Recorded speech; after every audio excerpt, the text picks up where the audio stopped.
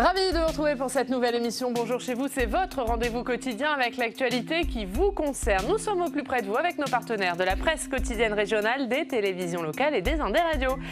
Comme tous les jours, nous sommes ensemble pendant 1h30 et au menu du jour, journée de mobilisation contre la réforme des retraites, journée noire dans les transports qui seront fortement perturbés. Le gouvernement a mis en place un plan pour tenter de limiter l'impact des perturbations. Jean-Baptiste Djebbari, le secrétaire d'État au transport, était gare de Bercy à Paris dès 6h ce matin. On parle de tout ça, de cette journée de mobilisation avec le sénateur de Maine-et-Loire, Emmanuel Capus. Il est avec nous. Dans une demi-heure, l'invité politique, c'est François Omril, président de la CFE-CGC, un syndicat de cadres. Il est opposé à la réforme. Interview en partenariat avec la presse quotidienne régionale, représentée par Patrice Moyon de Ouest France.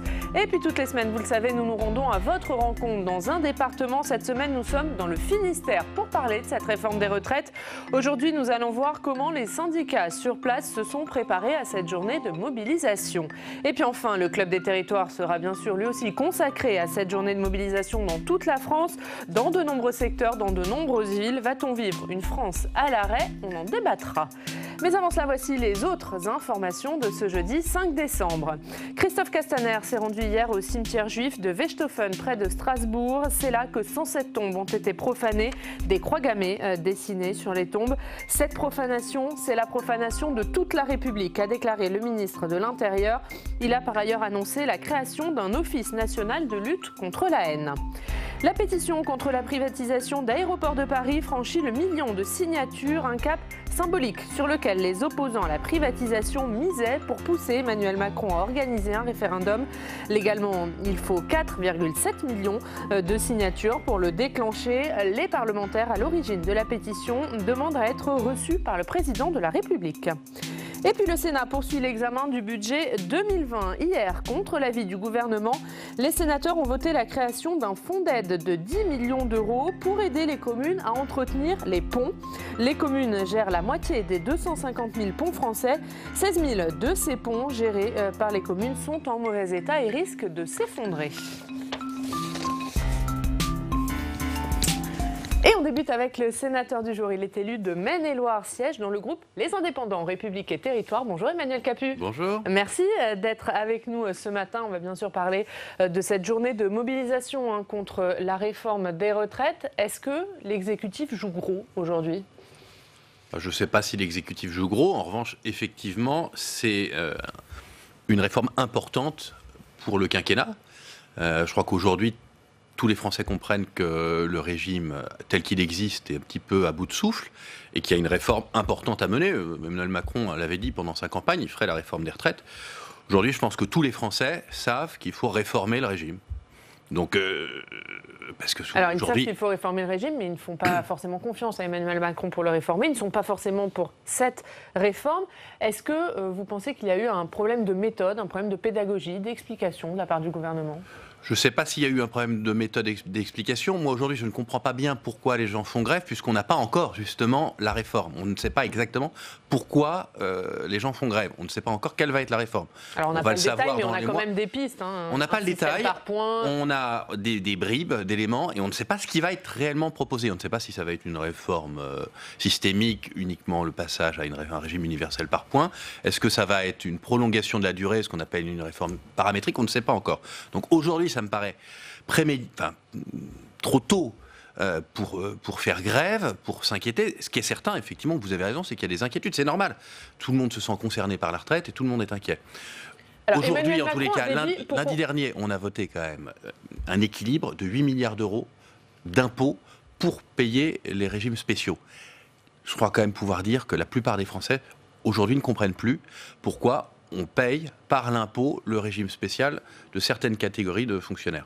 Donc pour vous, il faut supprimer ces régimes spéciaux, il faut les supprimer tout de suite ou il faut les supprimer progressivement ? Ça, justement, tout est négociable. Je pense, ce qu'il faut, c'est se mettre autour de la table, concerter, négocier. C'est d'ailleurs la position de la CFDT pour mettre un terme à quelque chose qui était historique, qui se comprenait dans les années 40, quand ils ont été mis en place, qui se justifiaient à l'époque, qui aujourd'hui ne sont plus compris, qui ne se justifient plus, et par la négociation, en se mettant calmement autour d'une table.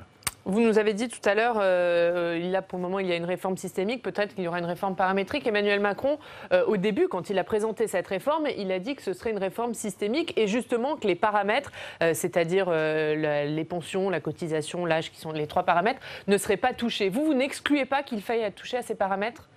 Moi, j'exclus rien. Moi, je n'exclus rien du tout. C'est-à-dire, si le régime est en déséquilibre, il faut effectivement prolonger la durée du travail, travailler plus longtemps, ce qui correspond à la réalité de la vie quotidienne. Nous vivons plus longtemps, donc c'est tout à fait logique de travailler plus longtemps. Est-ce qu'il faut le faire aujourd'hui ? Ça, je ne sais pas. C'est au président de la République de décider. C'est vrai qu'au départ, il n'en a pas parlé. Donc, est-ce qu'aujourd'hui, on peut se passer d'une réforme paramétrique, donc prolonger la durée ? Je ne le sais pas. C'est à lui de décider. Qui annonce un déficit d'environ 10 milliards d'euros d'ici 2025, on peut se passer d'une réforme paramétrique ? Je ne sais pas. Faudra tout dépend de ce qui nous est proposé. Moi, ce que j'attends de voir, c'est dans 15 jours, a priori. Normalement, on devrait nous proposer une réforme. Alors, c'est cette ambiguïté, justement, que dénoncent les syndicats, et notamment la CFDT, qui est le seul grand syndicat qui n'appelle pas à manifester aujourd'hui, mais qui dit qu'il faut clarifier la situation, notamment sur réforme systémique, réforme paramétrique. Est-ce qu'à force d'être dans le flou, vous ne risquez pas de vous mettre à dos, l'exécutif ne risque pas de se mettre à dos le seul grand syndicat qui n'appelle pas à manifester ? Je pense pas. Je pense que la CFDT, dans ce rôle, vous faites bien de souligner le fait que toutes les organisations syndicales ne manifestent pas aujourd'hui. La CFDT, qui est favorable à un régime par points depuis presque une dizaine d'années, voit d'un œil favorable l'arrivée d'un système par points, avec la prise en compte notamment de la pénibilité. Donc ça, c'est important de le mettre sur la table. Après, exclure totalement le fait, pour les raisons que vous venez de dire, d'arriver à un équilibre, je pense que ça n'est pas raisonnable. Après, est-ce qu'il faut le faire en un temps ou en 2 temps ? Je ne sais pas. Bon, vous ne l'excluez pas. Christophe Castaner a écrit hier soir aux policiers pour les rassurer sur cette réforme, leur disant qu'ils ne seraient pas impactés, que leur pension ne baissera pas. Jean-Michel Blanquer a fait de même avec les enseignants pour tenter là aussi de les rassurer sur cette réforme. Est-ce que c'est la preuve qu'il faut rassurer et que le gouvernement cherche à le faire parce qu'il voit bien que cette réforme inquiète ? Ce qui est certain, c'est que la réforme inquiète. Elle inquiète tout le monde, y compris les retraités dont on comprend qu'eux ne seront pas touchés par définition. Donc tout le monde est inquiet et le climat est assez anxiogène. Donc je suis certain qu'il faut effectivement rassurer et proposer clairement maintenant une réforme et ensuite négocier. Parce que là, pour le moment, le climat est effectivement extrêmement anxiogène. Et justement, ce climat anxiogène, est-ce qu'il vous fait redouter ce qu'il peut se passer aujourd'hui et dans les jours d'après, lors de cette mobilisation, de ces manifestations ? Moi, je suis tout à fait favorable au droit de grève. Je n'ai pas de difficulté là-dessus. Je suis aussi très favorable à la liberté de travailler, à la liberté d'entreprendre et à la liberté de circuler. Aujourd'hui, on est quand même dans une situation extrêmement particulière. Je vous félicite d'avoir réussi à rejoindre le Sénat. Enfin, on est quand même dans une situation quasi... cette nuit, c'était la veillée d'armes. Les gens font des réserves chez eux pour pouvoir être bloqués. C'est bien une journée, ça peut tenir une journée. On ne peut pas tenir plusieurs jours comme ça. On a vécu une année très compliquée avec les Gilets jaunes. Il faut quand même que tout le monde se remette au travail et se remette surtout autour de la table de négociation. Comment on fait pour empêcher ces blocages ? Est-ce qu'il faut réquisitionner les grévistes, comme le dit par exemple Bruno Retailleau ? D'abord, j'en appelle à la responsabilité de ceux qui ont appelé à faire grève. La CGT, FO, la FSU, les grandes centrales syndicales habituelles qui appellent à faire grève, à elles d'assurer aussi le fait qu'il n'y ait pas de débordement dans leur cortège. Parce que depuis 1 an, on n'est plus tout à fait dans les mêmes conditions qu'avant. Chaque manifestation s'accompagne de débordements. Donc je les appelle à assurer le maintien de l'ordre de leurs troupes et de veiller à aider les forces de l'ordre si on repère des casseurs. Parce qu'on est quand même dans une situation où tous les commerces sont bloqués à Paris une fois de plus. Alors ça, c'est pour les manifestations d'aujourd'hui. Vous appelez les syndicats également à éviter les blocages dans les jours qui viennent ? Moi, je vous l'ai dit, en fait, favorable au droit de grève, favorable à la liberté d'entreprendre et la liberté de circuler. Je suis totalement hostile au blocage. Donc je vous repose ma question, est-ce que, comme Bruno Retailleau, il faut réquisitionner les grévistes si ces blocages durent ? Je crois qu'il ne faut pas non plus exagérer. Le service minimum, il existe. C'est depuis Sarkozy, depuis 2007. On a, je pense que ça ne vous aura pas échappé, que depuis 2007, on a toujours un service minimum, y compris à la RATP et à la SNCF. Aujourd'hui, il y a un train sur 10 qui circule. Aller plus, je ne vois pas très bien comment on peut faire. On ne va pas aller chercher. Il y a 11 lignes de métro fermées, il n'y a pas d'intercité, il y a seulement 3% des RER. Le service minimum, il n'est pas là. Je suis d'accord avec vous, mais le problème, c'est qu'on ne va pas aller chercher les grévistes chez eux. Vous n'allez pas envoyer des gens. On va pas envoyer des gendarmes chez les grévistes pour qu'ils conduisent vos trains. Enfin, je pense qu'il faut rester raisonnable. Un mot sur Martine Aubry, la maire de Lille, qui, dans Le Parisien ce matin, accuse Emmanuel Macron de diviser le pays et d'augmenter les inégalités avec cette réforme. Qu'est-ce que vous répondez à Martine Aubry ? Je pense qu'elle est mal placée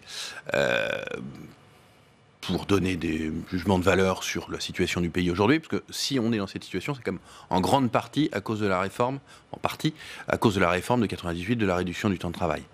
Non, je pense que moi je suis très favorable à la réforme des retraites. On ne peut pas se passer d'une réforme des retraites, y compris même la CFDT, qui n'est pas un syndicat extrêmement minoritaire, est favorable à une réforme des retraites. Mais je pense qu'elle a tort. Martine Aubry a tort ? Oui. Et elle est responsable en partie de ce qui se passe aujourd'hui ? Non. Parce que avec les 35 heures ? Avec les 35 heures, il faut reconnaître que ça n'a pas mis... Ça a désorganisé le pays, ça a renchéri le coût du travail. Je ne parle même pas de la fonction publique hospitalière. Ça a compliqué la situation dans les hôpitaux de façon dramatique. Est-ce que néanmoins, ce mouvement, cette mobilisation contre la réforme des retraites, il n'est pas en train de raviver l'opposition ? Je ne crois pas. J'ai vu la position de la majorité sénatoriale ici, enfin des LR en tous les cas, du groupe majoritaire. Ils sont extrêmement favorables, ils attendent la réforme des retraites. Ils sont, comme vous le disiez tout à l'heure, un peu inquiets sur le tempo. Mais sur le fond, tout le monde est d'accord au sein de la majorité sénatoriale. Et ils sont surtout inquiets sur le flou, sur l'ambiguïté de la part de l'exécutif. Ils sont inquiets là-dessus. Mais sur le fond, ils sont extrêmement demandeurs d'une réforme des retraites. Donc pas de ravivage de l'opposition. On va parler, puisque vous parlez des LR ici, on va parler de ce qui se passe au Sénat, puisque le Sénat poursuit ses travaux. Il examine en ce moment le budget 2020. Et hier, les sénateurs ont adopté le budget consacré aux relations avec les collectivités territoriales. On va en parler avec Quentin Calmet.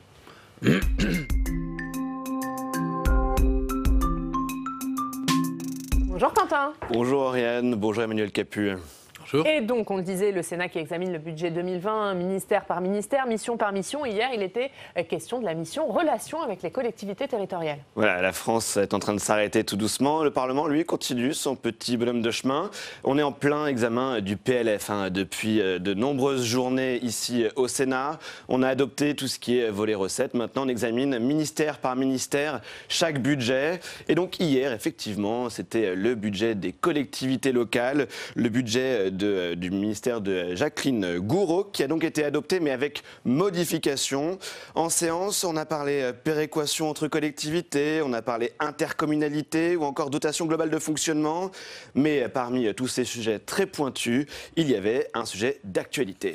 Et oui, puisqu'il a été question de la sécurité des ponts, 2 semaines après l'effondrement du pont de Mirepoix sur Tarn, où un pont suspendu s'est effondré, même s'il n'était pas question d'entretien. Les sénateurs en ont parlé en séance. Voilà, ils en ont parlé en séance, ils sont revenus d'ailleurs sur le fait que ce pont était bien entretenu. Mais cet accident, il a permis une fois encore d'attirer l'attention sur ces 29 000 ponts en France qui sont en mauvais état et qui risquent de s'effondrer. Pour rappel, les sénateurs ont bien planché sur ce sujet depuis plusieurs mois. On se souvient d'une mission d'information sur la sécurité des ponts et des ouvrages d'art en France. Aujourd'hui, hier, ils étaient donc en séance avec une demande bien précise, créer un fonds d'aide à l'entretien des ponts pour ne pas reproduire les erreurs du passé. Écoutez, Hervé Moret, c'est lui qui était rapporteur de cette mission sur les ponts et c'est lui qui hier a eu ce discours pour la sécurité des ponts dans l'hémicycle. Il s'agit quand même de sécurité, il s'agit de vie humaine.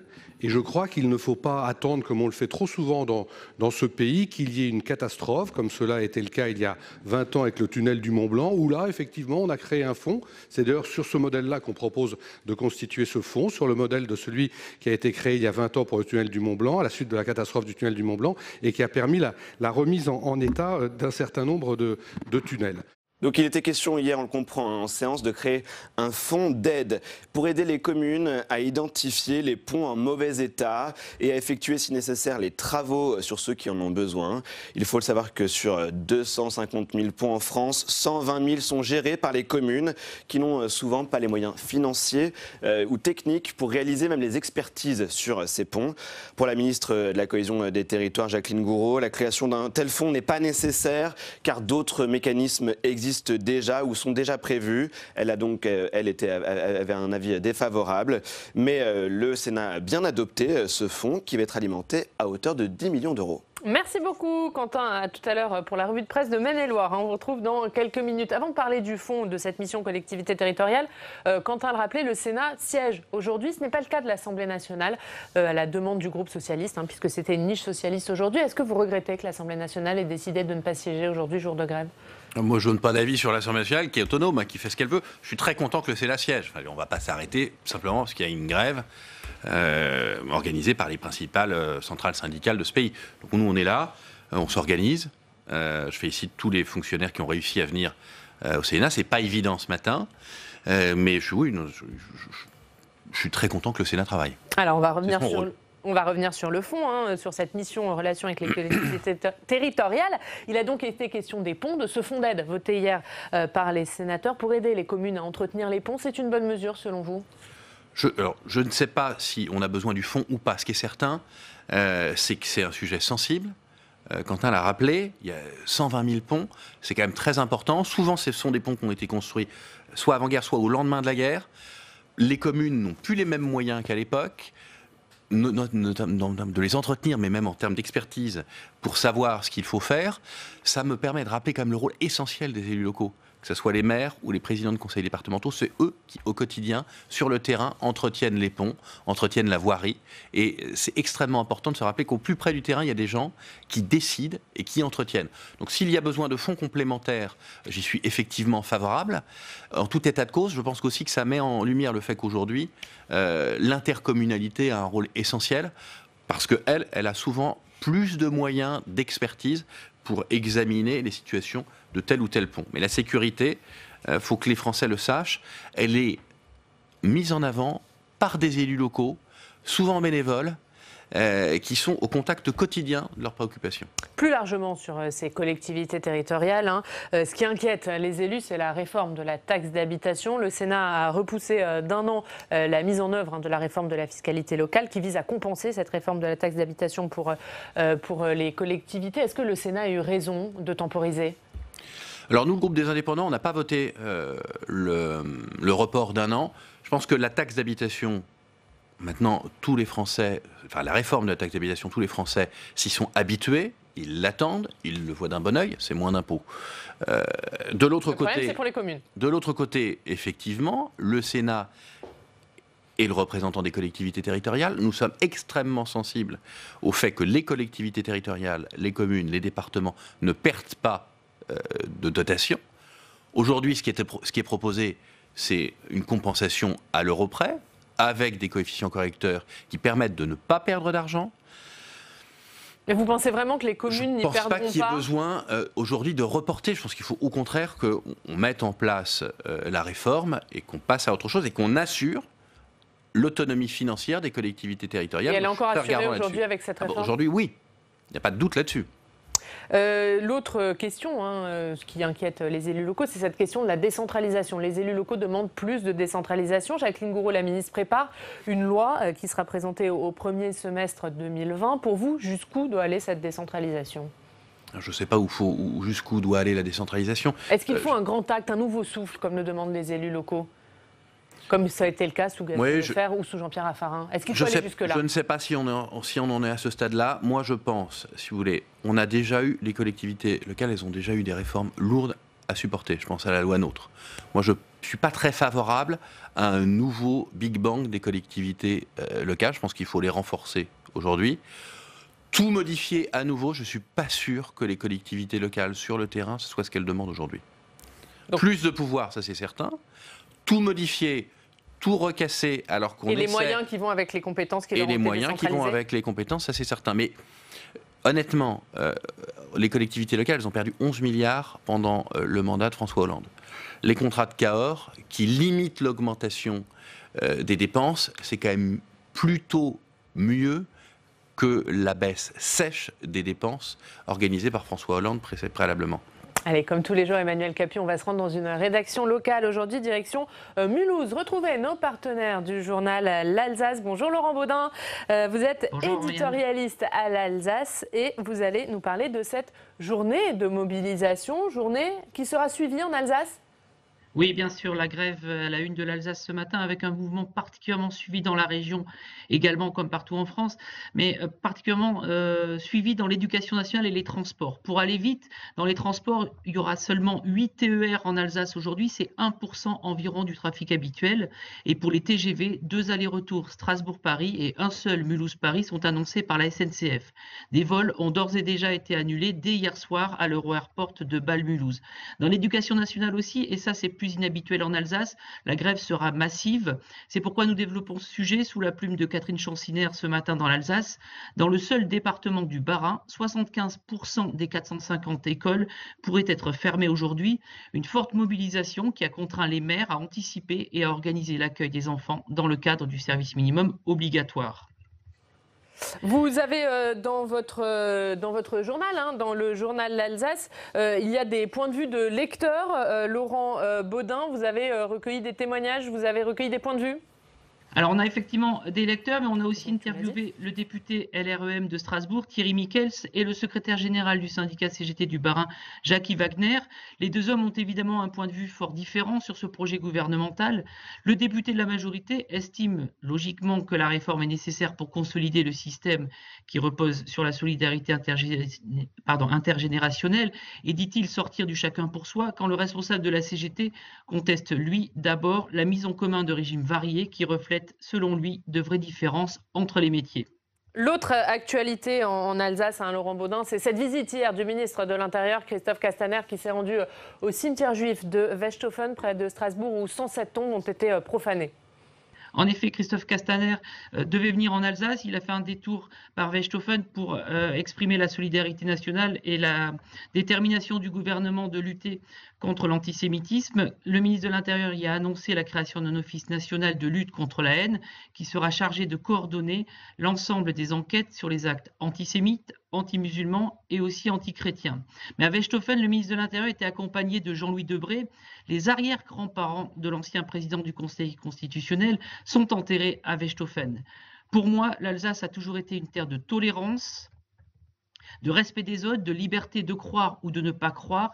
Il faut se mobiliser contre toutes les formes de racisme et d'antisémitisme, a indiqué Jean-Louis Debré, un sentiment véritablement partagé dans cette région meurtrie qu'est l'Alsace par ses croix gammées.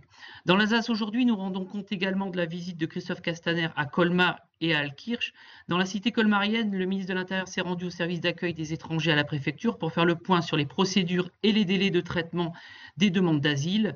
Enfin, à Altkirch, le ministre de l'Intérieur a inauguré dans les locaux de la sous-préfecture la première maison France Service du Haut-Rhin. Les maisons France Service, ce sont ces lieux qui sont supposés réunir sous un même toit un certain nombre de services publics qui se sont éloignés des territoires ruraux. Et puis la dernière actualité, elle concerne plus particulièrement votre journal, puisque vous avez un nouveau site internet qui va voir le jour aujourd'hui. Exactement, l'Alsace.fr fait peau neuve. Notre journal a été un des premiers à créer un site internet. On fêtera bientôt ses 25 ans. Ce nouveau site, qui apparaîtra au milieu de matinée, sera plus personnalisable et renforce encore le caractère local et régional de notre support en ligne, l'Alsace.fr. Et voilà, bienvenue au nouveau site l'Alsace.fr. On va revoir la une de votre journal, une grève prévue massive. C'est à la une de l'Alsace aujourd'hui. Merci Laurent Baudin d'avoir été en direct avec nous. Emmanuel Capu, un mot sur la visite de Christophe Castaner dans ce cimetière juif de Westhofen. Il a annoncé notamment la création d'un office national de lutte contre les haines, les actes antisémites qui se multiplient, et notamment dans cette région Grand Est. Je partage les condamnations de ces actes qui sont lamentables et odieux. Je ne sais pas s'il y a besoin d'un office. S'il le juge utile, je ne suis pas très favorable à la création d'offices particuliers, mais je comprends que c'est un office au sein de la gendarmerie pour pouvoir mieux lutter contre ce type d'infraction. Donc si on peut plus lutter et si c'est utile, j'y suis extrêmement favorable. Allez, on va passer maintenant, Emmanuel Capu, à votre revue de presse, celle de Maine-et-Loire. C'est avec Quentin qui revient.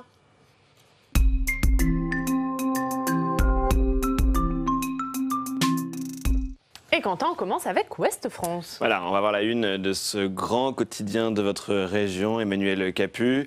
La une, je ne vais pas vous surprendre, qui est consacrée aux retraites. Ils disent pourquoi ils font grève. Alors, il y a effectivement les grèves, mais il y a également la mobilisation dans la rue. Il y aura effectivement toutes ces manifestations. Il y a 4 aujourd'hui prévues dans votre département, le Maine-et-Loire. Vous allez tout savoir. Regardez, pour les cortèges de Cholet, Saumur et Segré, rendez-vous à 10h30. Et à Angers, votre ville. Rendez-vous place Leclerc à 11h. On va pas y être. Oui, c'est ce que j'allais vous demander. On a entendu votre interview avec Oriane Mancini. On se doute que vous n'allez pas manifester aujourd'hui? Moi, je suis au Sénat, je suis de permanence, je serai en séance. D'accord, donc vous ne faites pas grève non plus. Et dans le Courrier de l'Ouest, on parle également, bien sûr, de cette journée de mobilisation, journée de perturbation aussi. Voilà, le journal qui nous raconte tout ce qu'on peut savoir sur l'état aujourd'hui des perturbations à Angers.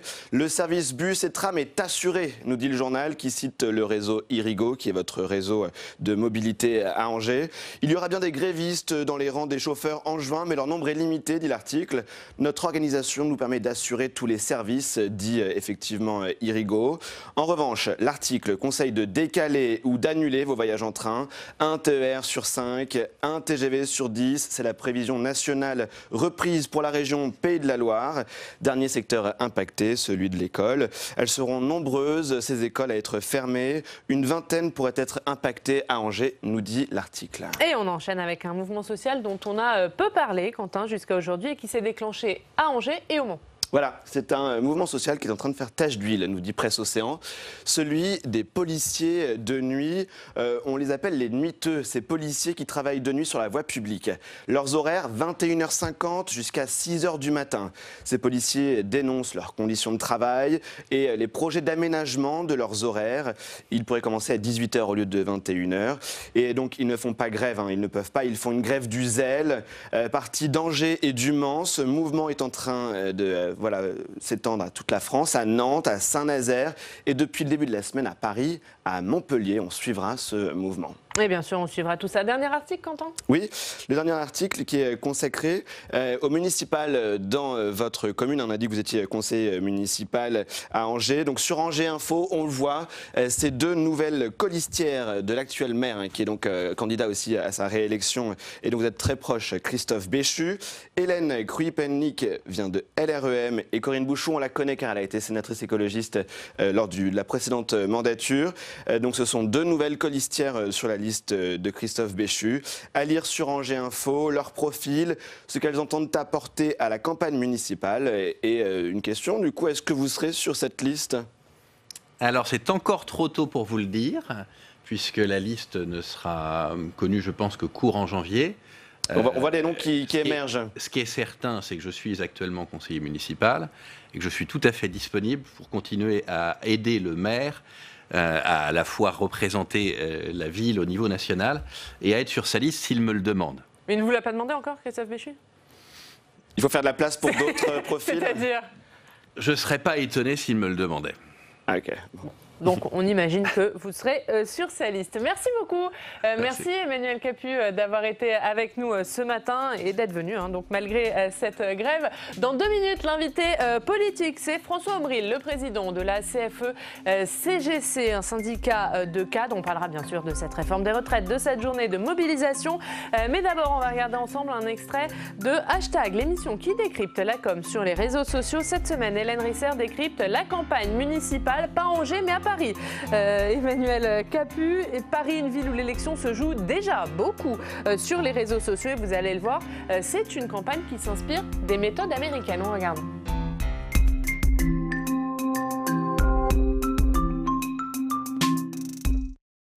Bonjour, je suis Pierre Licia, je suis élu dans le 18e arrondissement de Paris. Face au fléau de la toxicomanie dans le nord-est de la capitale, la ville souhaite ouvrir de nouvelles salles de consommation à moindre risque. Pourtant, pour les riverains de la salle de shoot dans le 10e arrondissement de Paris, la vie est devenue un véritable cauchemar. On est témoin quotidiennement de scènes d'injection, de fumeurs de crack, de beaucoup de deals. Jean-Luc Manot, on a l'impression, là on voit bien que la bataille elle a commencé depuis des mois avec des initiatives assez offensives de certains élus de droite. Ce sont des initiatives pour vous un peu isolé ou ça prépare le terrain pour Rachida Dati ? Non, je crois pas qu'il y ait une organisation. Si la droite parisienne était organisée, ça se saurait.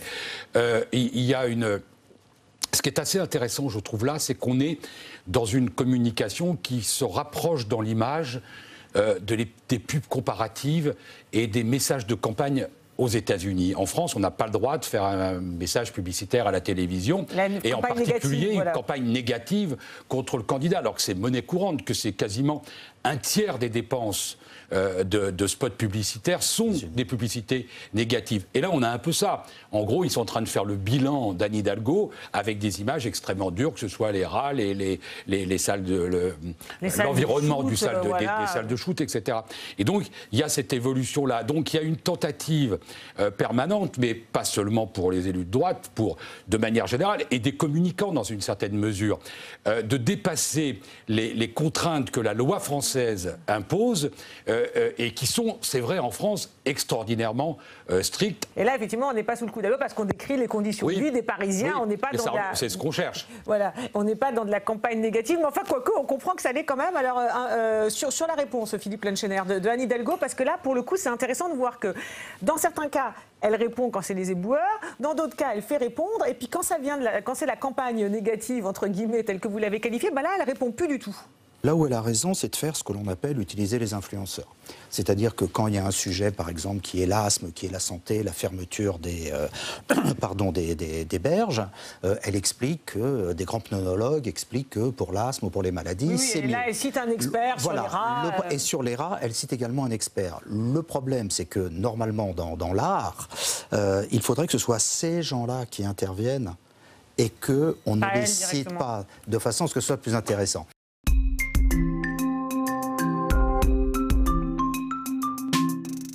Et notre invité politique ce matin, c'est François Aumriel. Bonjour. Vous êtes le président de la CFE-CGC, un syndicat, le syndicat des techniciens, agents de maîtrise et cadres.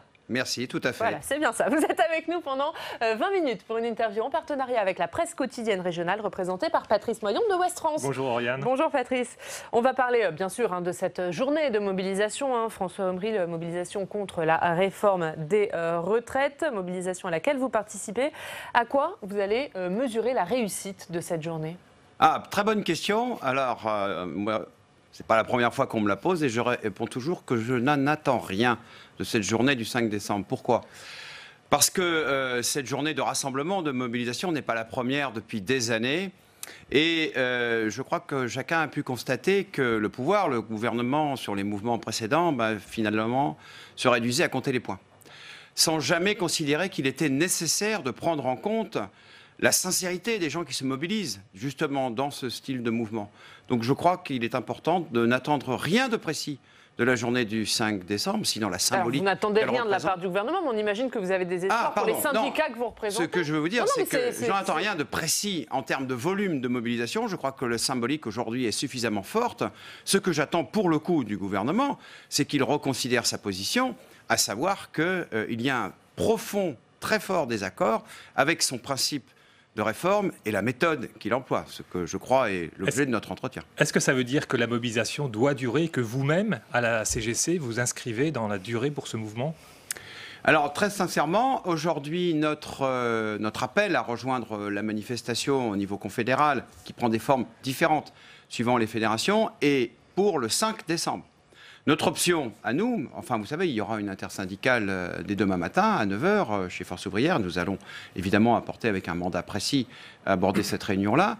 Non, nous ne sommes pas favorables a priori pour que le mouvement continue dans la durée. Il nous semble nécessaire, après avoir fait cette démonstration d'une certaine façon d'unité dans la revendication et dans la contestation du principe de la réforme tel qu'il nous est présenté, qu'il faut se revoir à un autre moment et laisser le temps peut-être au gouvernement de réfléchir un petit peu et de revenir vers nous de façon plus intelligente, plus pragmatique et plus respectueuse des points de vue et des problématiques que nous posons devant lui. Mais qu'on soit bien clair, pour vous, la journée de mobilisation et de grève, elle doit se limiter à aujourd'hui, et aujourd'hui, ça doit servir à ouvrir de nouvelles négociations, c'est ça que vous Très clairement, oui, c'est ça le mandat. Pour nous, c'est ça le mandat, oui. Il faut que le gouvernement revienne vers nous. Nous faisons un appel au gouvernement, un appel à la raison et à la négociation. Mais des négociations, il y en a déjà eu pendant plusieurs mois avec Jean-Paul Delevoye. Vous n'êtes quand même pas surpris du fond du dossier, sur le fond du dossier aujourd'hui?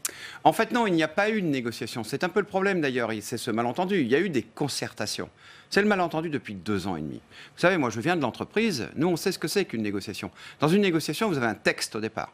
On vous propose un texte, chacun l'analyse et chacun revient avec des propositions pour modifier ce texte, pour l'améliorer dans une certaine mesure, pour pouvoir finalement y adhérer et s'engager à travers une signature. Ce n'est absolument pas la méthode du gouvernement. Et je crois que cette méthode ne marche plus, définitivement plus. Le gouvernement fait des consultations. Il nous reçoit en tête-à-tête, on discute, on apporte des éléments techniques. Et tout ça, finalement, produit le rapport de Levoy dont on nous dit, quand on nous le présente au mois de juillet, dont on nous dit un mois plus tard, au mois d'août, que finalement, le rapport de Levoy, ce n'est plus rien, qu'on commence tout pratiquement à zéro, à nouveau les concertations, et qu'un jour, un projet de loi va sortir. Et nous avons tous bien compris que ce projet de loi, plus rien ne sera négociable dessus. Donc on a un vrai problème de méthode par rapport à ça. Mais Jean-Paul Delevoye, il vous a quand même consulté pendant 18 mois avant d'écrire son rapport. Est-ce que dans son rapport, il n'y a rien de ce que vous lui avez dit pendant ces 18 mois de concertation? Alors, par exemple, je vais prendre un exemple. Depuis le premier jour dans la réforme, on nous dit le niveau de cotisation, ce sera 3 plafonds de la sécurité sociale. Pour pérenniser le régime de retraite par répartition, etc. Il y a tout un discours et après, il y a des éléments pratiques. On nous dit, c'est 3 plafonds. Nous, on dit depuis le début, mais ça ne va pas, 3 plafonds de la sécurité sociale, puisque aujourd'hui, le système de retraite, c'est 8 plafonds de la sécurité sociale. Il en manque 5, entre 3 et 8. Et comment va-t-on financer les droits qui sont acquis aujourd'hui dans le régime actuel? Donc il y a des droits acquis qu'il faudra bien servir. Comment on fait pour les financer demain? Eh bien, on nous dit, ben voilà, on l'a appris 7 semaines seulement. On nous dit, eh bien, pour les droits futurs, ce sera la capitalisation. Et pour servir les droits déjà acquis, on prendra sur les réserves. Les réserves qui ont été accumulées par l'ensemble des cotisants. Donc ça, de fait, on ne peut pas être d'accord. Donc en clair, vous dites qu'il y a une étatisation des systèmes de retraite, puisqu'on va prendre dans les réserves des... Ah bah de fait, l'État capte les réserves. Or, ces réserves, elles ont été accumulées par prévision par les cotisants. Donc on ne peut pas les utiliser à d'autres destinations que ce pourquoi elles ont été constituées. Or, elles ont été constituées, ces réserves, pour faire face aux déséquilibres démographiques que nous connaissons très très bien. Donc elles ont été constituées avec prudence et intelligence, et pour faire face aussi au choc économique. Je rappelle quand même que la crise de 2008, si la France est un des pays du monde qui a le mieux résisté, c'est grâce à son modèle social, à sa capacité à amortir justement les crises économiques, et au passage, les systèmes de retraite par répartition, avec leur principe de réserve pour justement amortir les chocs, a permis à la France de beaucoup mieux traverser la crise de 2008. Donc concrètement aujourd'hui, qu'est-ce que vous attendez du gouvernement ? Nous attendons du gouvernement qu'il ouvre, pour le coup, un vrai champ de négociation. Nous avons, nous, à la CFE-CGC, des propositions à faire. J'ai toujours dit depuis le début que c'était une réforme inutile et dangereuse. En même temps, vous êtes contre le système universel ?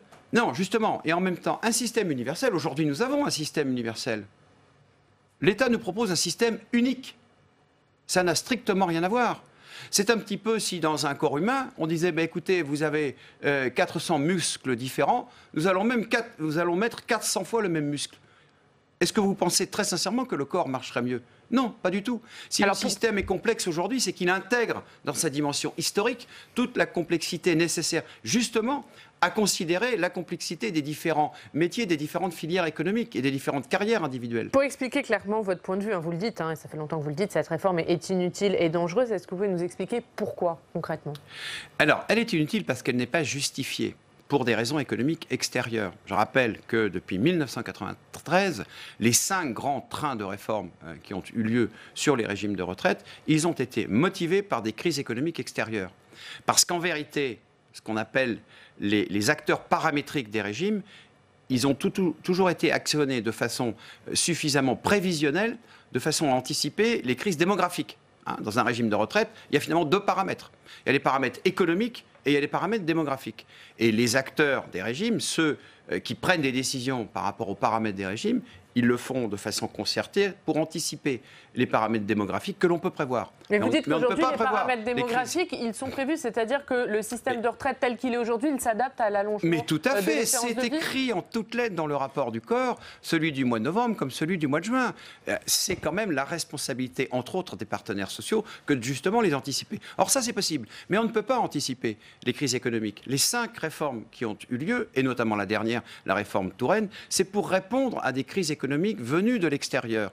Et on l'a plutôt pas mal fait. C'est en cela que je dis que c'est une réforme inutile, parce qu'il n'y a pas de motivation économique à le faire. Alors, et elle est très dangereuse. C'est pas ce que dit le Conseil d'orientation des retraites, qui prévoit un déficit de entre 8 et 17 milliards d'euros d'ici 2025. Mais non, il ne fait que confirmer ce qui est dans ses prévisions. Ce que nous dit le Conseil d'orientation des retraites, c'est que dans la conduite des régimes, les déficits qui sont constatés, qui sont des déficits liés au déséquilibre démographique, correspondent à ce qu'on a prévu. Et si on a accumulé des réserves, donc si on a mis les régimes complémentaires, notamment en excédent, pour pouvoir accumuler des réserves, c'est pour pouvoir les consommer par rapport au déséquilibre démographique. Ce que dit le corps, c'est qu'en 2030, au moment où la vague du baby-boom sera, le baby-boom qui est devenu le baby-boom sera épuisé, on n'aura pas de problème justement de déficit. Ce que par contre il souligne, c'est que l'État ne tient pas ses engagements. S'il y a aujourd'hui 7 milliards supplémentaires, c'est à cause justement du fait que l'État, pour sa part, lui, ne tient pas ses engagements. Dans cette affaire, dans l'affaire des retraites, les partenaires sociaux, pour tout ce qui concerne les paramètres de gestion, eux, sont dans les clous. Ils décident, ils prennent des décisions parfois difficiles. Nous avons nous-mêmes signé des accords que nous avons eu difficulté à expliquer aux gens, mais nous savons prendre nos responsabilités. L'État ne le fait jamais. Et il veut tout prendre. Il dit, mais moi, je vais gérer. Et il veut faire, juste, excusez-moi pour finir, finalement, il veut faire un système unique qui sera une annexe du budget dont on votera le point à l'Assemblée nationale tous les ans, comme on le fait avec la sécurité sociale, avec le résultat qu'on sait sur la gestion des hôpitaux. On va parler de cette valeur du point un peu. Oui, alors juste quand même, ce qui veut dire que vous êtes en désaccord avec la CFDT sur la mise en place d'un système par points. Nous, on n'est pas... si vous voulez, un système par points ne nous fait pas peur. Puisque je rappelle quand même que c'est la CGC qui, en 1947, a créé la GIRC, qui est un système par points. C'est le premier régime complémentaire universel, d'une certaine façon, c'est la GIRC. C'est pour toute la part de revenus qui, à l'époque, dépassait le plafond de la sécurité sociale. Il faut s'en souvenir. Donc c'est grâce à l'ARGIR qu'on fait l'ARCO et que finalement on a créé un système global complémentaire par points. Donc nous, ça ne nous fait pas peur. Mais simplement, il faut que ce système soit géré par les partenaires sociaux, qui puissent y prendre leurs responsabilités. Ce n'est pas du tout le projet de l'État. Le projet de l'État, c'est de faire un système unique qui deviendra une annexe de son budget, de façon à ce que la part mutualisée avec sa part de solidarité des retraites passe de 14, pourquoi pas à 10 ou à 9% dans le PIB, renvoyant l'ensemble des cotisants à une part probablement complémentaire qui serait des régimes, pour le coup, par capitalisation. Aujourd'hui, c'est totalement assumé. Même le commissaire aux retraites, Jean-Paul Delevoye, nous le dit. Quand on lui dit, mais écoutez, ça ne va pas, votre système, il est plafonné à 3 plafonds de la sécurité sociale. Il nous dit, oui, oui, c'est vrai. Et nous, on pense que pour la partie supplémentaire, ce qui serait bien, c'est que les gens ils aillent vers la capitalisation. Mais donc concrètement, le futur système pour vous, il sera de moins en moins un système par répartition et de plus en plus un système par capitalisation ? Le système dont on nous parle aujourd'hui, qui viendrait en remplacement du système actuel, reste par répartition géré par l'État. Et le projet, c'est qu'effectivement, sa part ne fasse que diminuer et qu'on renvoie à une part supplémentaire qui, de fait, serait par capitalisation. On démolit le système, mais on le fait par étage et on le déconstruit toujours par le haut. Au final, c'est ça le projet. Et ce qui n'est pas normal. Vous dites que la future réforme des retraites, la réforme Delevoye, c'est une réforme qui démolit le système des retraites à la française ? Alors oui, c'est très clair, mais c'est programmé sur un temps très très long. On ne peut pas comme ça d'un claquement de doigts. On va vers un système tel que c'est pensé aujourd'hui par le gouvernement, tel qu'aujourd'hui on le comprend. On va vers un système de déconstruction du système de retraite par répartition tel qu'il est géré historiquement en France. Aujourd'hui, c'est clair, les masques sont tombés. Et c'est bien ça le problème. Et vous voyez qu'on est très très loin de la question un peu technique du système par points. Dans le système par points, il y a beaucoup de défauts, mais il y a aussi des qualités. Et je crois, là encore, entre partenaires responsables, qu'on peut se mettre à une table en disant quels sont les défauts, quelles sont les qualités, comment on les arbitre et comment on laisse des espaces permanents ouverts à la négociation pour pouvoir ajuster les paramètres. Parce que les paramètres, il faut toujours les ajuster. Juste pour finir, en Suède, comme le pouvoir politique a voulu se déresponsabiliser totalement, puisqu'on parle souvent du système suédois, bien aujourd'hui, le point, il est calculé par un algorithme. C'est-à-dire qu'entre Noël et jour de l'an, les retraités en Suède, ils passent des mauvaises nuits dans l'angoisse de savoir quelle sera la valeur du point. Et ils se réveillent le 1er janvier avec peut-être des retraites qui ont baissé de 3, 4 ou 5%. On va parler de cette valeur du point, puisque c'est une des questions qui inquiète dans cette future réforme des retraites. Avant de vous entendre, on va regarder ce qu'en disait François Fillon. C'était pendant la campagne présidentielle de 2017. Il était devant la Fondation Concorde. On l'écoute. Il y a trop d'hommes politiques qui jouent avec l'affaire des retraites et qui font miroiter des réformes formidables. Alors, par exemple, ce qu'on appelle les retraites par points. Bon. Le système de retraite par points, j'y suis favorable, mais il ne faut pas faire croire aux Français que ça va régler le problème des retraites. Le système par points, en réalité, ça permet une chose qu'aucun homme politique n'avoue. Ça permet de baisser chaque année le montant des points, la valeur des points, et donc de diminuer le niveau des pensions. Vous êtes d'accord avec François Fillon, finalement? Écoutez, je n'ai pas tellement envie de commenter les propos de François Fillon, mais vous êtes inquiet sur cette valeur du point et sur... Moi, je trouve que le système actuel, finalement, il est plutôt pas mal. Parce qu'il permet, par la juxtaposition de 2 systèmes, donc un système en annuité, avec les 25 meilleures années, je parle bien sûr pour le privé, parce qu'il y a aussi une question pour le public, très clairement, pour les fonctionnaires. Il y a beaucoup de questions pour les fonctionnaires, qui sont très peu abordées aujourd'hui.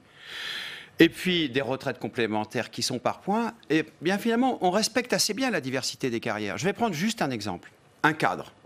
Un cadre aujourd'hui, on a 2 typologies. On a un cadre de 58 ans, par exemple, dans la métallurgie, qui est rentré comme ouvrier et qui a fait une carrière dans l'ascenseur social. Vous voyez, il est passé agent de maîtrise à 30 ans, et puis il a fait une formation entre 35 et 38 ans, et il a été nommé cadre à 40 ans, il a pris des responsabilités, il s'est engagé, il a été muté plusieurs fois, et il finit sa carrière comme cadre dans une direction commerciale, etc. Voilà quelqu'un pour qui la juxtaposition des 2 régimes, c'est ce qu'on appelle une carrière progressive, et quelque chose qui respecte sa carrière, parce que pour la partie de la retraite de base, on prendra en compte les 25 meilleures années. Donc, et par contre, ça peut être aussi quelqu'un qui est rentré au plafond de la sécurité, de la sécurité sociale à 28 ans et qui a fait sa carrière en totalité au-dessus du plafond. Et pour qui, finalement, la carrière est beaucoup moins progressive et le système par points ne va rien changer. Vous comprenez ça? Et on pourrait prendre aussi l'exemple d'une femme, par exemple, pour qui le régime en annuité est beaucoup plus favorable. Nous avons fait ce calcul et nous ne tombons pas d'accord avec Jean-Paul Delevoye sur ce sujet-là. Alors, le système des retraites actuel, il est aussi perfectible, parce qu'on voit bien les carrières hachées, les femmes, il y a beaucoup, la question de la pénibilité, il y a beaucoup de choses encore à améliorer. Donc, est-ce que vous êtes favorable aussi à une remise à plat pour permettre à ceux qui sont peut-être les plus fragiles aujourd'hui de bénéficier de meilleurs droits de retraite? Tout à fait. Alors ça, je pense que, quel que soit le système, il faut toujours avoir en tête de mettre au cœur de notre solidarité, d'une certaine façon, ceux qui sont le plus fragiles et le plus exposés aux aléas de la carrière. Vous donnez l'exemple des femmes. Aujourd'hui, dans notre système pour la retraite de base, c'est 2 ans, 8 trimestres, 2 ans par enfant. Nous pensons, parce que nous avons fait les calculs, que le nouveau système par points avec la bonification de 5% est plus défavorable dans la majorité des cas. Ça se travaille, ça se réfléchit, on peut trouver des moyens. Mais vous voyez que cette affaire n'est pas simple, parce qu'on raisonne toujours à la moyenne. Or, en vérité, la moyenne, c'est personne. Et donc, dans le nouveau système, s'agissant notamment des femmes qui ont eu ce qu'on appelle des carrières incomplètes à cause de ça, parce que pour une femme, quand on dit il y a 40% de niveau de retraite inférieur à la moyenne chez les femmes par rapport aux hommes, c'est 20% les salaires et 20% les carrières incomplètes. Je fais simple. Peut-être qu'on pourrait déjà régler les 20% qui sont liés au salaire, pour le coup, et ne pas jeter ça sur la question des retraites.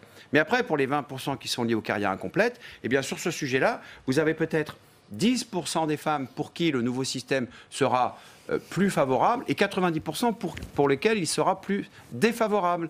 Mettons-nous d'accord sur ce principe-là, par exemple, et ouvrons une phase de négociation pour considérer la complexité et l'ensemble des cas. Voilà un sujet sur lequel, par exemple, on a du mal à se confronter avec le gouvernement. Mais excusez-moi, je reviens à cette question du pont, puisque c'est crucial dans cette réforme des retraites. Vous dites que vous voulez de nouvelles négociations avec Édouard Philippe. Est-ce que dans les négociations, vous allez demander à ce que ce soit les syndicats qui fixent la valeur du point? Alors, écoutez, la valeur du point, c'est un symbole qui, je pense, représente dans son ensemble beaucoup d'autres paramètres, mais c'est très très clair que si les organisations syndicales ne sont pas des acteurs au sens de la décision dans le nouveau système, nous, on ne sera pas d'accord. Voilà. On observe, on constate ce qui se passe. dès l'instant que l'État devient le seul acteur. Et pour tout dire, il dit oui, les partenaires sociaux seront associés. Mais vous savez, nous, on n'a pas envie d'avoir un chapeau à plumes et puis pour finalement ne rien décider. Parce qu'en vérité, c'est ça qui est au cœur, là aussi, de la gouvernance. En clair, vous voulez jouer le rôle qui est celui des syndicats dans les retraites complémentaires avec l'Agirc-Arrco ? Tout à fait, mais bien sûr. Nous, on n'a pas envie d'être des figurants dans cette affaire. Attendez, on n'est quand même pas des benets. Hein. Soit, quand le gouvernement dit ils vont être associés, ça veut très exactement dire on les mettra dans un coin, nous on décidera, et puis on leur demandera de dire s'ils sont d'accord ou pas. Mais de toute façon, ça ne changera rien. C'est très exactement ce qui se passe depuis des années. Donc là, si nous ne sommes pas associés de façon, efficace, dans la gouvernance du nouveau système, nous, de toute façon, on ne s'y associera pas. Mais est-ce que les syndicats et leurs divisions, on voit que vous êtes divisés aujourd'hui, vous pourrez gérer la gouvernance de ce nouveau système? On a vu ce que ça a donné dans la réforme de l'assurance chômage. Alors, dans la réforme de l'assurance chômage, il n'y a pas eu vraiment beaucoup de divisions. Il y a eu le constat qui a été fait entre les organisations patronales et les organisations syndicales. Nous n'étions pas divisés sur le sujet. Pour le coup, c'est un bon exemple. Les 5 organisations syndicales représentatives au niveau national ont fait le constat que, compte tenu du cadre dans lequel l'État nous avait mis, c'était impossible d'aboutir à un accord. Donc là, il n'y a pas eu beaucoup de divisions. Est-ce que vous ne dites pas que ça sera la même chose avec cette réforme des retraites et qu'au final, l'État reprendra la main parce que vous ne vous êtes pas mis d'accord? Vous savez, si l'État veut jouer à ce jeu, finalement, de dresser un espace impossible dans lequel il n'est pas possible de déboucher sur un accord, s'il veut continuer à mépriser, comme il le fait, les partenaires sociaux, moi je pense qu'on va vers un état de grand désordre dans notre pays et que c'est assez irresponsable de le faire. La démocratie, elle ne s'est pas arrêtée au soir de l'élection présidentielle, au 2e tour. La démocratie, c'est quelque chose qui doit être vivant. Il y a un corps social dans notre pays. La loi définit des cadres dans lesquels les partenaires sociaux doivent avoir mandat pour se rencontrer, négocier et faire avancer justement la démocratie. Travailler sur la réforme. Aujourd'hui, l'État, mais l'État c'est quoi? Les représentants des organisations syndicales, le corps social, ce sont des milliers de personnes. L'État, c'est quelques personnes avec leur petit lobby autour qui considèrent qu'ils ont raison contre tout le monde. Et vous nous dites qu'Emmanuel Macron méprise les syndicats alors qu'il avait promis un acte 2 avec plus de dialogue, plus de concertation avec vous. Vous nous dites toujours qu'aujourd'hui, il les méprise? Moi, je ne sais pas s'il les méprise. En tout cas, il n'y a pas plus de considération aujourd'hui qu'avant. Qu'il y a un mépris des syndicats? Eh bien, disons que oui, il les méprise d'une certaine façon, puisqu'il ne reconnaît pas ce qui, normalement, devrait être leur place dans la construction et dans l'évolution de la démocratie. Merci beaucoup. Merci François Omril d'avoir été avec nous ce matin. Je le rappelle, vous êtes président de la CFE-CGC, le syndicat des techniciens, agents de maîtrise et cadres. Merci d'avoir été avec nous ce matin. Merci Patrice Moyon. Demain, à votre place, ce sera Alexis Corbière, député de la Seine-Saint-Denis, membre de la France Insoumise. Et on passe tout de suite au Club des Territoires. La Mutuelle Nationale Territoriale, la mutuelle des agents des services publics locaux, vous présente le Club des Territoires. NJ, acteur engagé dans la transition zéro carbone des régions, vous présente le Club des Territoires.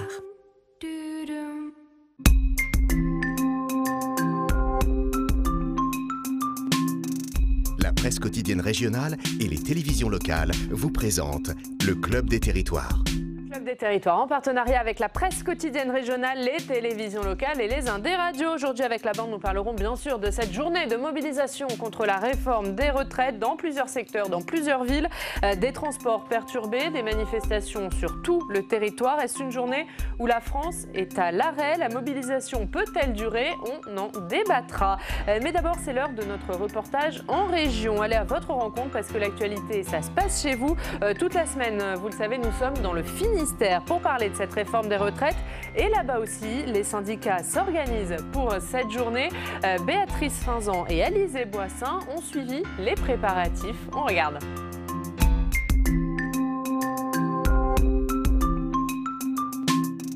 Il y avait d'autres propositions de slogans du coup La retraite à quel point? Ah, excellent! Ah, ça c'est bon!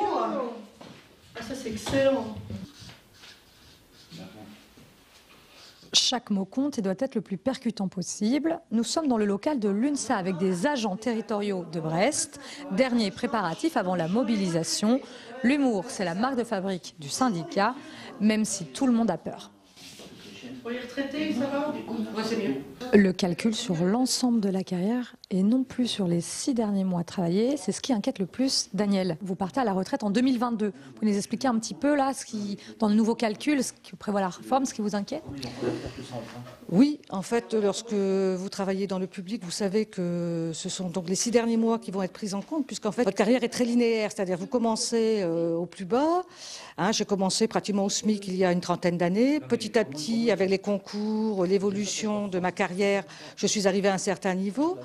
C'était très progressif et donc je savais qu'en fin de carrière, au moment de ma retraite, ça serait sur les 6 derniers mois, c'est-à-dire pour moi la meilleure période de calcul, que serait fait le calcul de ma retraite. Donc en fait, j'avais vraiment des repères bien précis. Et au jour d'aujourd'hui, avec la nouvelle retraite, je ne sais pas où je vais aller. Christine, vous êtes dans l'administration publique. Alors vous, qu'est-ce qui vous inquiète le plus ? Actuellement, je pourrais partir avec 1 200 €, mais si dans 10 ans, c'est 1 200 €, je serai peut-être contrainte et forcée de travailler comme des amis après 71 ans. L'autre gros point négatif aussi dans cette réforme, c'est... Voilà, je vais changer de page parce qu'il y a tellement de points négatifs que le travail de certains agents. Bonne soirée, au revoir. Salut. Après l'UNSA, direction FO, ici, ce qui inquiète le plus, c'est la retraite à points.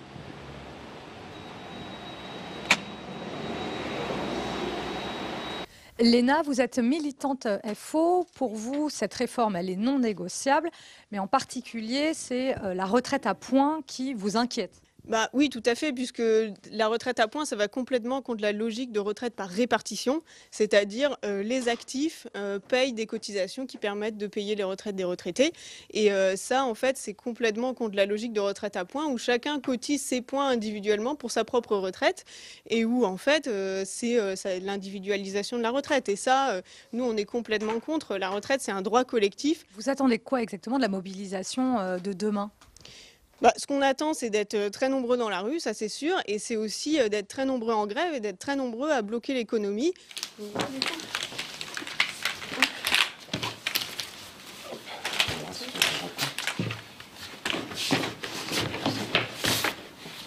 C'est ici, place de la Liberté, devant la mairie de Brest, que débutera ce jeudi à 11 h la mobilisation.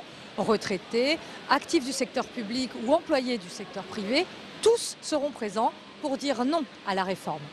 Voilà pour ce reportage de Béatrice Finzan et Alizé Boissin dans le Finistère. Bonjour messieurs. Bonjour. On va débuter ce club entièrement consacré bien sûr à cette journée de mobilisation. Dominique de Montvalon, on entendait dans ce reportage une dame dire voilà, moi quand je suis rentrée dans la vie active, je savais où j'allais aller, je savais quelle allait être ma retraite et aujourd'hui je ne sais plus où je vais. Est-ce que ça illustre l'inquiétude, l'incompréhension des Français vis-à-vis de cette réforme et comment vous l'expliquez? Est-ce que c'est un manque de pédagogie de la part du gouvernement ou un manque de clarté sur ce que va être cette réforme? C'est ce qui explique pour partie, et c'est très significatif, le climat anxiogène qui prévaut aujourd'hui en France. Cette dame, on peut lui dire, elle n'est pas concernée du tout par la réforme si elle voit le jour et quelles que soient les étapes qui seront éventuellement décidées, on n'en est pas encore là. Elle n'est pas concernée. Mais il y a effectivement un brouillard qui s'est étendu un peu partout. Ceux qui n'imaginaient pas être concernés, qui ne le sont pas, finissent aujourd'hui par se poser des questions. En ce sens, cette intervention, enfin cette déclaration, ce cri du cœur et d'angoisse surtout, plutôt que de cœur, de cette dame est très significatif. Il y a des problèmes pour certains dont on va parler, mais il y a aussi un climat général où le flou qui entoure les projets exacts du gouvernement et ce qui va finalement advenir fait que tout le monde se sent concerné, tout le monde se sent surtout mis en cause. C'est là que ça crée le climat qui est très anxiogène. Vous êtes d'accord, Romain Gaspard, c'est le flou du gouvernement qui crée ce climat d'anxiété? Il y a ça, et puis il y a le fait qu'on passe de 42, si la réforme se fait, de 42 régimes à un seul, et donc expliquer sur tous les plateaux une réponse personnalisée à chacun est impossible. Et donc aujourd'hui, on a l'habitude, parce que c'est un système qui existe depuis des années, quand on passe à un nouveau système, pour chacun, il va y avoir des particularités différentes, et en plus, on est dans une bataille de simulateurs, d'études, de think tanks qui ne donnent pas forcément les mêmes résultats et les mêmes annonces. Et donc, on comprend et le flou du gouvernement, qu'une partie des Français soit perdue. Sébastien Fournier. Oui, le texte n'est pas écrit, donc évidemment, tout cela peut susciter de l'anxiété. Les Français ont le sentiment ont peur plutôt de se faire avoir dans cette réforme, ont peur de perdre. Alors on sait qu'il y aura des gagnants, des perdants, mais maintenant on ne sait pas comment, parce qu'on ne connaît rien encore véritablement. Enfin, on ne connaît rien. On ne connaît pas précisément les modalités de cette réforme. Donc, difficile aujourd'hui, en effet, de pouvoir dire si, en effet, certains ont raison, d'autres tort. On ne peut pas. Donc, tout cela crée quand même de l'anxiété. Mais très fortement. Je suis tout à fait d'accord avec vous. Insistant sur le fait que la dame sincère, la question qui s'exprimait n'est pas concernée. Il suffit de voir l'âge qu'elle a et la façon dont elle s'exprime. Elle n'est pas concernée, quelle que soit la réforme qui n'est pas encore d'ailleurs inscrite dans les faits. Alors et qui, pour le moment, concerne les gens nés à partir de 1963. D'ailleurs, c'est ce que l'on voit. Les Français, globalement, si l'on en croit les sondages, sont d'accord sur la réforme, les principes de la réforme, c'est-à-dire pour plus de justice sociale. Mais on le voit bien, ils ne font peut-être pas confiance au gouvernement pour mener cette réforme. C'est la raison pour laquelle ils soutiennent assez majoritairement quand même, assez fortement, la mobilisation qui débute aujourd'hui. Et puis la réforme, c'est la retraite. La réforme, oui. La retraite, c'est un sujet hyper sensible. Bien sûr. Depuis toujours. Ça concerne tout le monde et chacun. Ses proches, etc. Et puis soi-même, de toute façon, le moment venu. Donc, sa propre pension, là. Voilà, je crois que on touche ses proches, son entourage, etc. Donc c'est un élément de référence de la vie de chacun qui semble mis en cause, même si à terme cette hypothétique réforme devrait faire plus, pour reprendre votre formulation, plus de gagnants que de perdants. Mais enfin bon, on verra. Plus de gagnants. N'anticipons pas. Pour vous, il y aura plus de gagnants que de perdants? A priori, mais attendez, je ne veux pas m'avancer davantage puisque les cartes ne sont pas tombées sur la table. Et puis il y a deux enjeux qui sont mêlés. Au départ, la promesse présidentielle, c'était un système juste. Aujourd'hui, il y a aussi la question de l'équilibre et une question plus financière. Et une partie des Français, parce que le corps disait entre 8 milliards et 20 milliards par an de déficit en 2025, ils se disent, est-ce que c'est pas faire des économies plutôt que faire une réforme juste finalement? Et est-ce qu'on va pas se faire avoir là-dessus? Et mêler ces deux enjeux rend les questionnements de plus en plus forts chez une partie des Français. Alors en attendant, c'est une grosse journée de mobilisation qui s'annonce, journée de manifestation dans plusieurs villes de France, des transports perturbés, mais il y a une volonté affichée de la part du gouvernement de montrer que la situation est sous contrôle. On va regarder ce sujet de Samia Dechier. Les retards ont commencé à s'accumuler dès hier soir. À la veille de la grève contre la réforme des retraites, le secrétaire d'État au transport a visité le poste de sécurité de la gare Montparnasse. Avec un train sur 10 annoncé par la SNCF, difficile pour Jean-Baptiste Djebari de minimiser la paralysie des transports qui s'annonce. Alors pour dédramatiser, il a rappelé les efforts du gouvernement pour faciliter les alternatives au transport public. L'État s'est fortement mobilisé pour que des opérateurs publics ou privés annoncent des modes alternatifs ou des modes complémentaires, notamment au travers de bus et de ce qu'on appelle les cars Macron qui pourront circuler demain entre Saint-Denis et Massy en passant par Paris et Intramuros. Et puis nous avons demandé un certain nombre de choses à d'autres opérateurs, notamment au VTC, de maîtriser leurs tarifs, parce que vous le savez qu'ils ont des coefficients multiplicateurs qui parfois renchérissent beaucoup le coût des VTC. Ils ont accepté de faire cela et nous avons tenté de mettre le maximum de services aux usagers qui de toute façon demain vivront quand même une journée difficile. Sur la sécurité aussi, le gouvernement veut rassurer. Près de 250 manifestations sont prévues aujourd'hui dans toute la France. À Paris, le préfet de police promet un dispositif à la hauteur, avec le déploiement de 6000 policiers et 180 motards. Je sais qu'il y aura demain, et je m'en félicite parce qu'ils me l'ont dit, des services d'ordre des organisations syndicales. C'est extrêmement important et nous travaillerons avec eux main dans la main pour véritablement que les fauteurs de troubles puissent être neutralisés. Donc le message que j'adresse véritablement à tous ceux qui veulent venir manifester demain, qu'ils viennent sans crainte. Les forces de l'ordre sont prêtes, les manifestants aussi. Plusieurs centaines de milliers de personnes sont attendues aujourd'hui pour cette grande mobilisation contre la réforme des retraites. Dominique de Montvalon, derrière cette volonté affichée de l'exécutif de montrer une maîtrise de la situation, est-ce que ça ne cache pas une inquiétude de la part de l'exécutif? Est-ce que l'exécutif joue gros aujourd'hui avec cette journée de mobilisation? Alors l'exécutif joue gros, la détermination du gouvernement n'exclut pas une républicaine inquiétude, je dirais. Ça me paraît la moindre des choses. Vous savez, on a en tête le dernier grand défilé de la CGT, parce que les centrales syndicales sont puissantes, elles sont peut-être aujourd'hui moins puissantes, et même sûrement moins puissantes qu'il y a quelques années. Et malgré le service d'ordre de la CGT, les Black Blocs, ce mouvement violent et aux origines fumeuses, je dirais, mais enfin en tout cas perturbateur, avait réussi à s'introduire, c'était du côté de la gare d'Austerlitz, hein, dans ce coin-là, et avait créé des violences inouïes.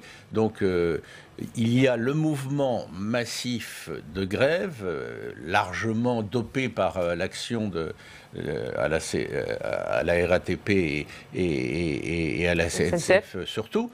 Mais ce qui est important, ça va être il n'y a pas que ça, il y en aura dans toute la France, mais c'est les manifestations à Paris.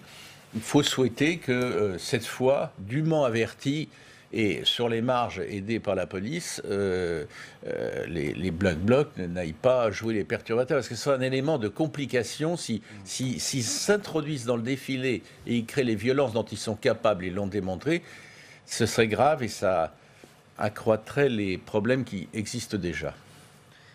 C'est une bataille de l'opinion aussi. On voit bien le gouvernement qui est mobilisé et il va y avoir deux enjeux, les chiffres évidemment et la bataille des chiffres qui là, plus la mobilisation est massive, plus ça va compliquer la tâche du gouvernement. Et puis la bataille sur les violences et l'instrumentalisation d'un côté comme de l'autre, s'il y a des violences, de ces violences pour soit faire basculer l'opinion favorablement au mouvement, soit contre le mouvement à cause de cette image entachée. Est-ce que la bataille de l'opinion, elle se joue aujourd'hui ou elle va se jouer sur du plus long terme quand le mouvement continuera ou pas d'ailleurs? Oui, mais elle commence aujourd'hui. D'ailleurs, le gouvernement a sorti le plan de communication avec les ministres sur le terrain, dans les transports. Pour l'instant, on a une opinion qui est plutôt, on en parlait tout à l'heure, favorable à la réforme. Est-ce que ça va se maintenir? Est-ce que la mobilisation va durer? Il faudra voir les chiffres. Effectivement, aujourd'hui, on annonce, les chiffres du ministère de l'Intérieur, c'est de 650 000 personnes. Donc, est-ce que ça sera ces chiffres? Si c'est 650 000, c'est quand même en dessous de la mobilisation contre la loi El Khomri. On sera en dessous. Donc, il faut voir comment les choses vont se passer. Il y a aussi des préavis qui sont déposés pour demain, qui est déjà. La complexité de la situation, je me permets d'ajouter, oui. Opinion favorable à la réforme, je vous rejoins tout à fait, et en même temps, opinion peut-être à un degré moindre, mais quand même majoritairement plutôt sympathique pour le mouvement d'aujourd'hui. Donc, c'est-à-dire qu'il y a une contradiction qui devra être tranchée. C'est là que la bataille de l'opinion se joue. Il y a la schizophrénie française. Oui. Ça, ou la contradiction. La contradiction interne. Voilà. Je veux bien admettre volontiers la schizophrénie française. Tout à fait. On a vu le gouvernement tenter de gérer les perturbations qui s'annonçaient aujourd'hui, notamment avec ce plan transport. Et puis, il y a des ministres qui tentent de rassurer sur le fond de la réforme. C'est notamment le cas de Christophe Castaner, qui a écrit hier soir une lettre aux policiers pour leur dire que leur pension ne baisserait pas. Jean-Michel Blanquer s'est également adressé aux enseignants pour tenter de les rassurer sur l'impact de cette réforme. Dominique de Montvalon, est-ce que ce n'est pas paradoxal de gérer une réforme que l'on veut universelle de manière catégorielle ? Ça peut paraître paradoxal. Alors, distinguons les deux cas. Si j'ai bien compris la démarche de Christophe Castaner, il assure aux policiers, dans le contexte actuel, c'était son devoir, si je puis dire. En tout cas, c'est compréhensible, qu'ils auront droit à un régime spécial. Bon, en gros, on voit tout de suite qu'il y aura... Aujourd'hui, il y a une multiplicité de régimes spéciaux. S'ils disparaissent demain, il en restera quand même quelques-uns. Ce sera le cas. Et si j'ai bien compris Jean-Michel Blanquer, et lui, c'est différent. Il assure qu'il y aura une revalorisation des salaires, alors il le croit pas, des enseignants, qui fera qu'ils ne seront pas perdus à l'arrivée. Je me fais mais pas... surtout, il ne dit pas de quels enseignants. Je traduis ce qui devient un peu compliqué pour l'ensemble des Français quand ils entendent les différents ministres s'exprimer. Globalement, quand même, je ne sais pas si cette réforme verra le jour, cette réforme proclamée verra le jour.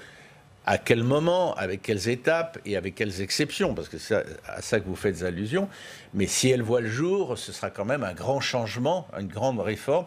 Mais il y aura des exceptions. L'idée, c'est quand même, aujourd'hui, c'est le statu quo, c'est l'impasse.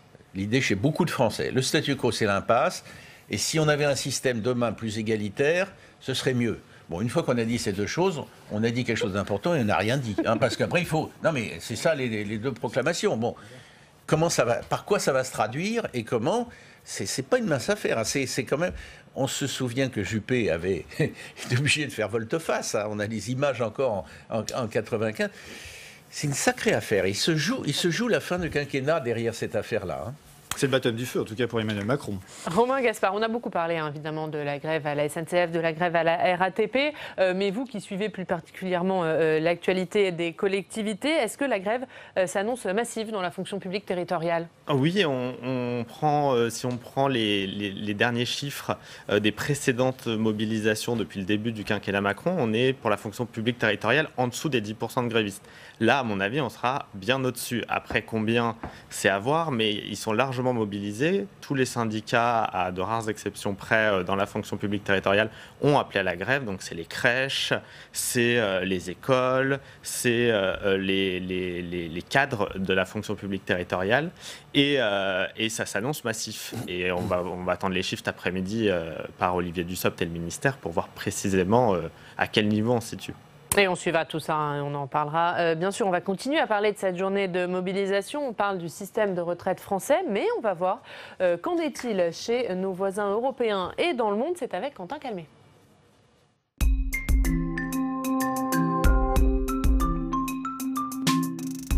Et Quentin, on va parler avec vous de cette étude de l'OCDE parue ces jours-ci qui compare les systèmes de retraite dans 37 pays. Voilà, l'OCDE, l'Organisation de coopération et de développement économique. Je sais que vous aimez bien mes anglicismes. Pensions at a Glance 2019. Mais je préfère quand vous traduisez quand même. Voilà, mais non, mais c'est le rapport qui, effectivement, tous les 2 ou 3 ans, vient comparer les systèmes de retraite entre plusieurs pays, entre tous les pays, effectivement, vous disiez 37 de l'OCDE, en l'occurrence, cette année, donc 224 pages et un constat général, que ce soit sur l'âge de départ, l'espérance de vie après retraite, le niveau de pension, etc. Le système français est l'un des plus avantageux pour les salariés. Le rapport le dit tout de suite, le système français offre une bonne protection. Alors c'est un des plus avantageux, hein, vous nous l'avez dit. Qu'est-ce que ça veut dire concrètement ? Oui, derrière ce mot, on peut mettre beaucoup de choses. Alors on va voir le détail. C'est parti. D'abord, commençons par l'âge moyen de sortie du marché du travail. En France, vous le voyez, il est de 60,8 ans en moyenne. La moyenne des autres pays de l'OCDE, elle tourne plutôt autour de 64 ans. Alors ce sont des moyennes, donc il y aura forcément ensuite des écarts, mais la moyenne, elle est comme cela. La France est l'un des pays avec l'une des plus grandes espérances de vie, selon l'OCDE. Pour l'anecdote, la Corée du Sud, on travaille jusqu'à 70 ans environ, comme au Japon. Quant aux États-Unis, le rapport donne le chiffre moyen de 67 ans. Des retraités qui profitent également, en général, d'un meilleur taux de remplacement. Alors de quoi parle-t-on ? Le taux de remplacement, c'est la part du revenu d'activité que vous conservez lorsque vous partez à la retraite. Regardez, là l'écart avec les autres pays, il est assez saisissant. En France, le taux de remplacement net atteint en moyenne 74%, alors que dans la quarantaine de pays de l'OCDE, le taux, il tourne autour de 58%. La France se situe ainsi dans le peloton de tête en assurant l'un des meilleurs taux de remplacement. Elle est toutefois devancée par l'Espagne et l'Italie. Et en plein débat sur la réforme des retraites en France, avec cette journée de mobilisation, qu'est-ce qu'on peut retenir du coup de tous ces chiffres du rapport ? Ils sont nombreux. Hein. Oui, voilà, il y a beaucoup de chiffres, on l'a dit, 224 pages. Mais les enseignements, ils sont assez clairement exprimés dans le rapport de l'OCDE, notamment sur le cas de la France. L'OCDE estime que le système français offre donc une très bonne protection sociale aux retraités, mais elle note tout de même que les retraités à venir percevront une moins bonne retraite que les retraités actuels. Regardez, la génération entrant aujourd'hui sur le marché du travail, on cite le rapport, aura un taux de remplacement environ 10% plus faible que celle née en 1940, tout en partant à la retraite au moins 4 ans plus tard pour bénéficier d'une retraite à taux plein. L'OCDE souligne également en France une profonde inégalité de système entre salariés et non salariés, les travailleurs indépendants, les professions libérales, mais cela n'est pas spécifique à la France puisque l'organisation internationale préconise aussi à tous les pays de l'OCDE de réduire les différences de traitement entre les travailleurs non salariés, mais aussi ceux à temps partiel. En gros, les personnes les plus précaires, bien souvent les femmes et les travailleurs âgés. Merci beaucoup, Quentin. C'est intéressant tous ces chiffres. Alors on voit qu'il y a une inégalité, mais vous le dites, c'est le cas dans plusieurs pays de l'OCDE. Est-ce que finalement, quand on se compare à nos voisins européens et dans le monde, on se dit qu'on n'est pas si mal loti que ça en France? Si on parle de moyenne, vous avez eu raison, c'est passionnant les chiffres que vous nous avez cités. Si on parle de moyenne, on doit se trouver collectivement très bien. Mais les moyennes camouflent, si je puis dire, des inégalités extrêmement profondes. Le taux de remplacement, l'âge du départ à la retraite, c'est ce que vous avez d'ailleurs dit ou suggéré. Donc c'est à la fois intéressant. Est-ce que du coup ça ne donne pas du grain à moudre à l'exécutif qui dit que le système actuel est inégalitaire et qu'il faut un système plus juste? L'exécutif a déjà beaucoup de grain à moudre, on ne va pas le rajouter. Et on aimerait surtout qu'au-delà du grain à moudre, ça se traduise par un peu de pain, si je puis poursuivre votre comparaison. Donc il y a quand même des inégalités, derrière les chiffres de l'OCDE, des inégalités extrêmement profondes. Ceux qui nous écoutent... chacun dans sa situation dit oui mais moi ou mon voisin ou mon oncle, mon neveu, enfin je sais pas quoi, c'est quand même c'est ça. Et puis la deuxième chose, et je sais pas si l'OCDE en parle, c'est est-ce que sur les bases actuelles ce système est tenable? Il y a quand même la perception assez générale aujourd'hui que de toute façon, quand bien même serait-il un système en moyenne qui pourrait susciter l'envie générale en Europe, c'est un système qui va à l'impasse si on ne le réforme pas. C'est quand même une des clés. Alors après, ça ne dicte pas la nature de la réforme, ni non plus les étapes. C'est quand même une des clés de la situation aujourd'hui. Moi, je pense que sur les bases actuelles, c'est pas tenable. En tout cas, sur le rapport du corps, on a vu, le Conseil d'orientation des retraites, on a vu des clivages très forts gauche-droite au Sénat depuis que ce rapport est sorti. À la gauche de l'hémicycle, tout le monde dénonce cette idée qu'il faudrait réformer le système pour qu'il puisse continuer à être pérenne. Et à droite, on se sert de ce rapport pour dire qu'il y a des arguments très forts pour réformer. Là-dessus, il y a un clivage gauche-droite qu'on a retrouvé ici. Il y a peut-être un clivage gauche-droite, mais puisqu'on cite des chiffres, puisqu'on cite des enquêtes, etc., je pense quand même que les chiffres, de temps en temps, disent quelque chose. Mais peut-être aussi qu'à gauche, ils soutiennent des situations qui ne font pas l'unanimité chez l'ensemble des Français. Et puis, il y a la question sur le nouveau système, s'il serait plus juste, ça veut dire qu'il y aurait le minimum de perdants. Si on prend la fonction publique, par exemple les enseignants, il y a une étude d'un think tank libéral qui est sortie qui dit que pour qu'il n'y ait pas de perdants, c'est 13 milliards d'euros. Il faut se rappeler en même temps que c'est 22 milliards sur la taxe d'habitation, 17 milliards pour les gilets jaunes. Et c'est que les enseignants. Après, évidemment, c'est des études discutables, mais ça donne une idée. Il faut voir comment on le finance et qu'est-ce qu'on met derrière. Ça va être compliqué, c'est certain. Il va falloir mettre au pot comment... je l'ignore, hein, j'ai évidemment pas de réponse à ce stade, mais ça va être compliqué. Non, j'ignore totalement là à ce stade. Difficile de. Ce que les Français, ce que beaucoup de Français ressentent, je dirais par rapport à ce que vous avez dit, que je comprends parfaitement, que je partage en partie, gauche et droite. Hein. Gauche et droite, ça existe encore, la gauche et la droite. Surtout au Sénat. Dans cette maison. Attendez. Ce que je veux dire, c'est que la gauche et largement la droite, ils ont un objectif commun, pas les moyens, ils ne sont pas d'accord sur les moyens et sur le calendrier, c'est sauver le régime par répartition. Hein. Il y a une aile ultralibérale, c'est autre chose, qui a droit à l'existence et à la parole, mais c'est ça la réalité d'aujourd'hui. Mais comment le sauver ? Et il y a des enjeux sur cette justice qui sont la pénibilité, qui sont un certain nombre d'évolutions qui ne sont pas connues. Et donc sans ça, c'est compliqué aussi de parler de système juste tant qu'on n'a pas les paramètres en détail. Il va falloir attendre. C'est un objectif. Et les conclusions, les conclusions du comment dire de Jean-Paul Delevoye. Voilà, de Jean-Paul Delevoye et puis les arbitrages du gouvernement. Donc tant qu'on n'a pas ces informations, il est en effet difficile de préciser un peu les choses. On comprend que la dame tout à l'heure, c'était dans le Finistère, non? Oui. C'est ça, la dame dans le Finistère, très représentative. Elle dit, mais moi, j'y comprends rien. Qu'est-ce qui va se passer pour ma retraite? Répétons qu'elle n'a rien à... Elle n'a aucun risque. Mais elle a compris. Non, mais elle n'a aucun risque, mais elle est très représentative de la quasi-totalité des Français. À quel point c'est anxiogène et il y a une inquiétude très profonde dans la société. Justement, on a vu en début de ce club comment se préparer la mobilisation dans le Finistère. On va voir ce qu'il en est du côté de la Touraine, grâce à nos partenaires de TV Tour. La Touraine qui n'échappera pas, bien sûr, à ce jeudi noir annoncé, ce jour de mobilisation contre la réforme des retraites. La grève qui devrait paralyser bon nombre de services publics. Le point avec Malvina Réau de nos partenaires de TV Tour. On ne connaît pas le nombre de grévistes, mais on sait déjà qu'ils viendront de tous les secteurs, à commencer par celui des transports. En Indre-et-Loire, les transports en commun tourneront au ralenti. Du côté de Fil Bleu, perturbation sur tout le réseau bus. L'agence de centre-ville sera fermée. En revanche, le tramway devrait lui circuler normalement. Sur les rails, la SNCF annonce une gare de Tours déserte. Aucun train à l'arrivée ou en partance de Tours. À Saint-Pierre-des-Corps, 4 trains à destination des Aubrais pour un changement pour Paris-Austerlitz. Grosse perturbation donc que la SNCF tente d'amoindrir. Nous recommandons aux voyageurs qui le peuvent de reporter leur déplacement.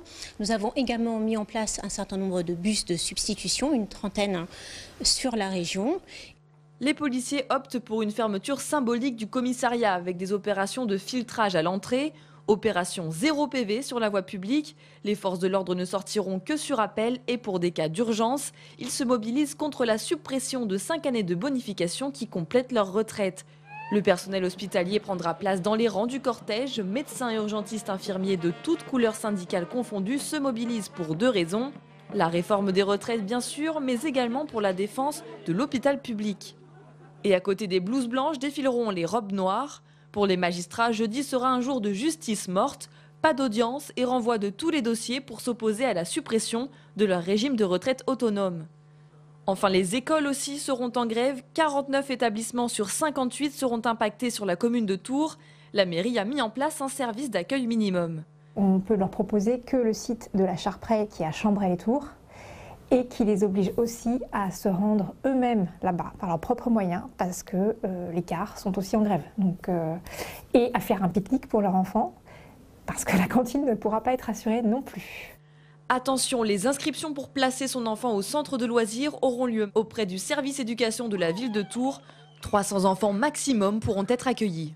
Voilà pour ce reportage de nos partenaires de TV Tour. Après la Bretagne et la Touraine, on va se rendre dans les Bouches-du-Rhône, retrouver nos partenaires de la Provence. Bonjour Guillaume Ricavi, directeur des rédactions de la Provence. Vous êtes sur le port de la Ciotat. Vous avez bien de la chance. Tous les jeudis, vous nous faites saliver.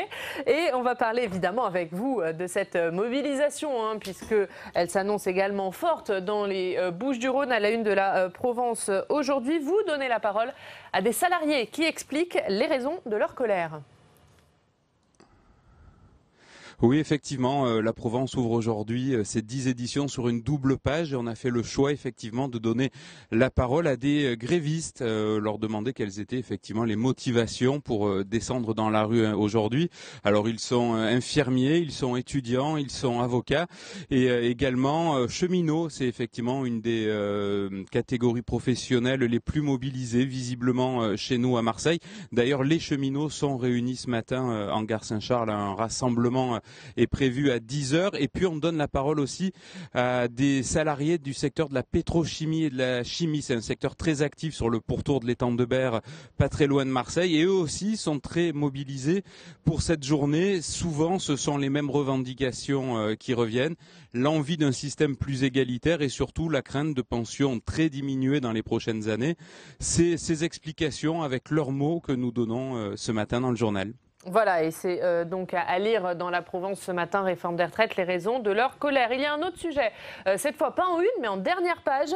C'est une interview de David Hallyday que vous avez, puisque aujourd'hui, ce sont les 2 ans de la mort de Johnny Hallyday. Ouais, effectivement, il y a 2 ans, Johnny Hallyday nous quittait et laissait la France orpheline. Juste quelques chiffres, Oriane, effectivement, sur ces 2 dernières années. Johnny Hallyday, même désormais absent, a continué à vendre 3 millions de disques. Le dimanche dernier, une journée hommage à l'Olympia à Paris a affiché complet. On évoque, c'était dans le JDD ce dimanche, la possibilité de la création d'un musée de Johnny Hallyday à Paris. C'est en tout cas le souhait de sa veuve Laetitia Hallyday. Et donc aujourd'hui, c'est son fils David Hallyday qui a bien voulu nous répondre. déclaration, qui nous parle de façon très intime de son père, des relations qu'il pouvait avoir avec lui. Il nous dit par exemple qu'ils habitaient très loin, mais que par ses actes, il se sentait aimé. Et puis il dit que l'héritage financier, puisqu'on connaît la polémique autour de l'héritage financier de Johnny Hallyday, dont ses enfants sont privés, eh bien il nous dit qu'au final c'est peut-être pas le plus important, qu'il a laissé un autre héritage bien plus important et bien plus fort, c'est l'héritage artistique. Et c'est ça aujourd'hui qui le motive au moment où il va lancer une tournée partout en France, l'Éternel Tour qui passera à Marseille au Silo, ça sera le 24 mars prochain. Voilà, et cette interview de David Hallyday, c'est donc à lire en dernière page de votre journal. David Hallyday, même parti, mon père m'aide à avancer. C'est cette interview. On va revoir votre une, Guillaume, la une de la Provence. Aujourd'hui, réforme des retraites, les raisons de leur colère, vous l'avez dit, page spéciale aujourd'hui dans la Provence. Merci d'avoir été avec nous ce matin, comme tous les jeudis. On vous retrouve avec plaisir la semaine prochaine, Guillaume. Et on va voir maintenant ce qu'il y a dans vos quotidiens régionaux aujourd'hui. C'est avec Quentin.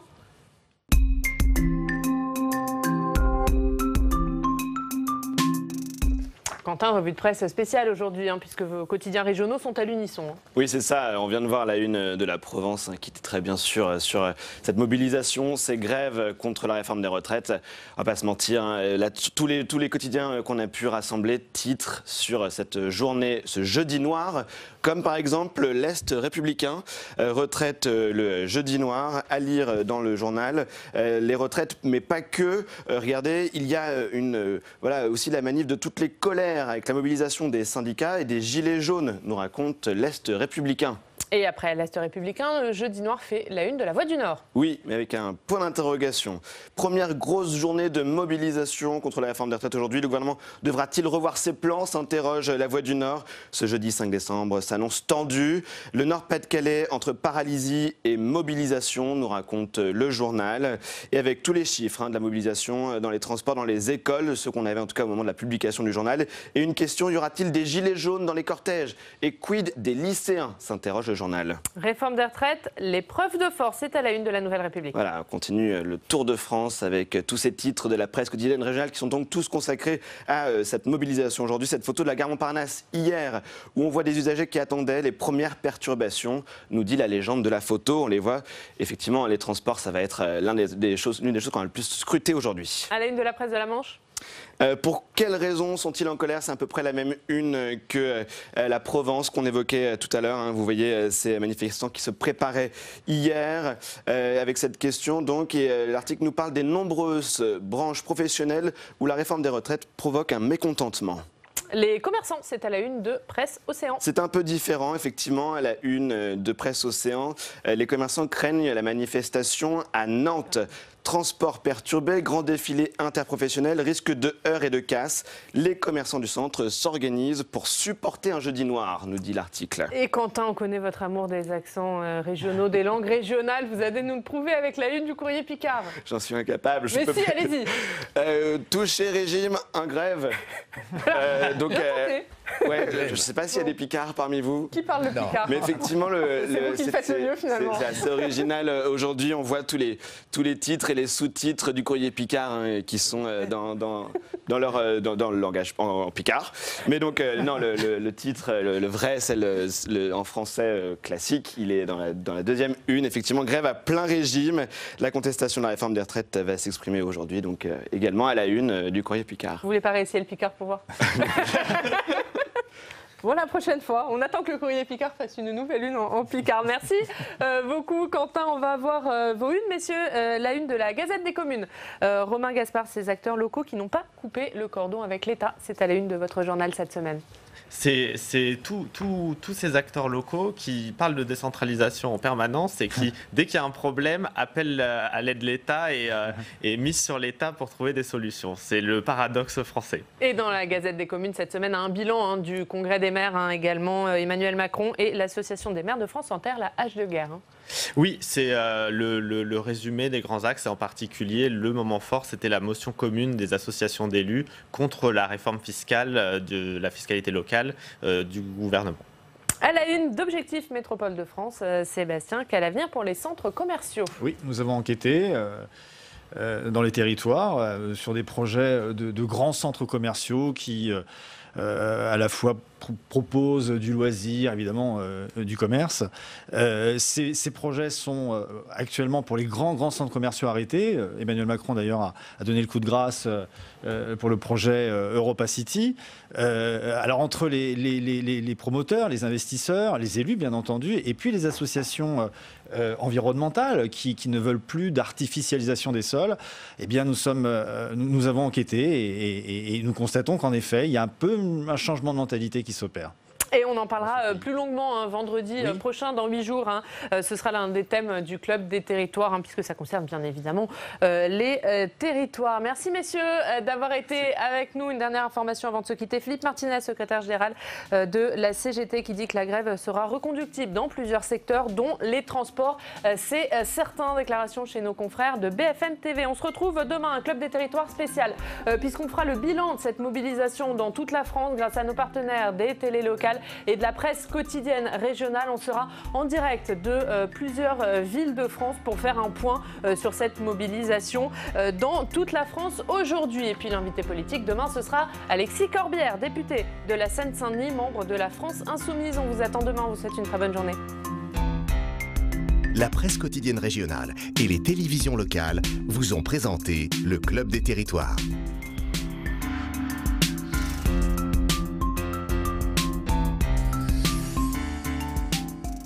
La Mutuelle nationale territoriale, la mutuelle des agents des services publics locaux, vous a présenté le Club des territoires.